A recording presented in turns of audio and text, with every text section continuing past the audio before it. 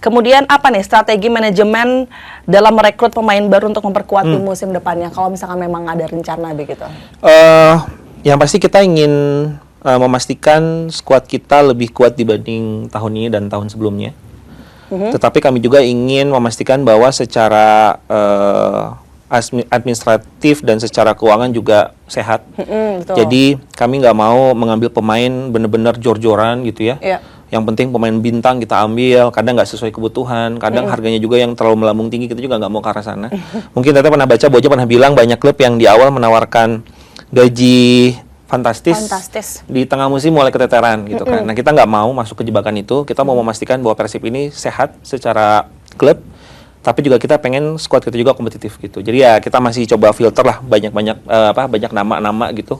Koordinasi sama Bojan, sama tim pelatih, pemain mana aja yang mau kita beli, pemain mana aja yang mau kita deketin, posisi mana aja, dan target musim depan apa, kita cocokin sama skuad yang lagi kita mau bangun buat musim depan. Berarti sekarang juga udah mulai strategi ya, Udah. mulai dibangun strateginya, kemudian apa nih mana aja yang bagus gitu untuk jadi jebolan di Persib. Nah, Kang, kalau di Persib sendiri sebetulnya ada pemain yang apa namanya, yang di apa ya bahasanya dijual belikan atau dipinjamkan, maksudku ada nggak sih? Atau apa bahasanya sih? Ada nggak?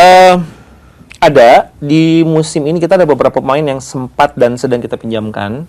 Jadi di Persib itu salah satunya yang sempat kita pinjamkan dan kita ambil lagi itu Zalnando. Lalu yang masih dipinjamkan ada Abdul Aziz. Lalu yang sempat kita pinjamkan juga ada Faris waktu itu ke Liga 2. Jadi bagi kami Persib meminjamkan itu adalah salah satu bentuk concern kita terhadap para pemain. Ya kalau kita pinjam itu biasanya bukan karena kita ingin ngebuang pemain, bukan, tapi karena ingin memberikan menit bermain terhadap pemain tersebut. Makanya kita kasih dulu keluar gitu, supaya mereka dapat menit bermain dan kembali lagi bisa lebih siap lah untuk Persibnya. Musim depan apakah akan ada? Mungkin. Kita akan coba lihat dulu kedalaman skuad sama jumlah pertandingan yang akan kita hadapi di musim depan lah. Kan akan ada Piala Presiden katanya kan, Liga 1, terus akan ada, mudah-mudahan kita masuk ke Asia lagi. Jadi kita mau list down dulu jumlah pertandingannya, lalu kita coba atur lah kedalaman skuad dan segala macamnya. Waduh, seru nih, udah seru banget nih, manajemen tuh nggak diem loh guys. Nggak banget. Nggak banget dong, pasti selalu ada strategi dan kejutan menarik pastinya buat Persib dan juga teman-teman bobotoh yang lagi nonton nih pada pagi hari ini. Nah, Kang Adit, kemudian di sisa musim ini 7 permainan lagi begitu. Ini kan musim ini juga kalau kita dengar ada beberapa pemain utama yang mau habis kontraknya, ya nggak sih Kang? Setauku siapa tuh ada Ciro, terus apa lagi? Tyran, Nick. Waduh. Terus? Hampir semua pemain asing kita, kecuali David, itu kontraknya habis musim ini. Nah, itu bagaimana nih proses? Apakah ada kan perpanjangan atau tetap atau seperti apa? Nah itu yang saya syukuri dari seluruh pemain Persib gitu.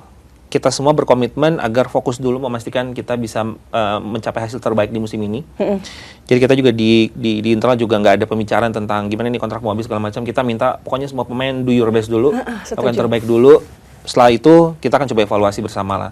Karena saya yakin semua pemain juga ingin bermain di Persib. Betul. Dan gini, kalau Persib juara musim ini kan insya Allah ada 2 sejarah yang akan kita ukir nih Teh.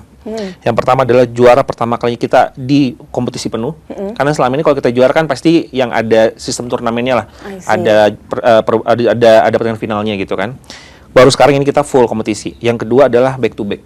Jadi kalau kita bisa juara musim ini ada 2 sejarah yang akan kita cetak. Nah saya yakin semua pemain siapapun itu fokusnya adalah ingin menjadi legenda di Persib, ingin mencetak sejarah. Jadi semua pemain fokus dulu sampai pertandingan terakhir. Setelah itu baru kita duduk bersama untuk evaluasi bersama. Kuncinya sih di para pemain juga begitu ya, loyalitas mereka sama klub seperti apa. Luar biasa ya Kang ya. Iya sih, saya juga lihat para pemain juga betapa cintanya mereka dengan klubnya Persib ini. Apalagi saya dengar kemarin, apakah ini nggak tahu kabar burung atau seperti apa.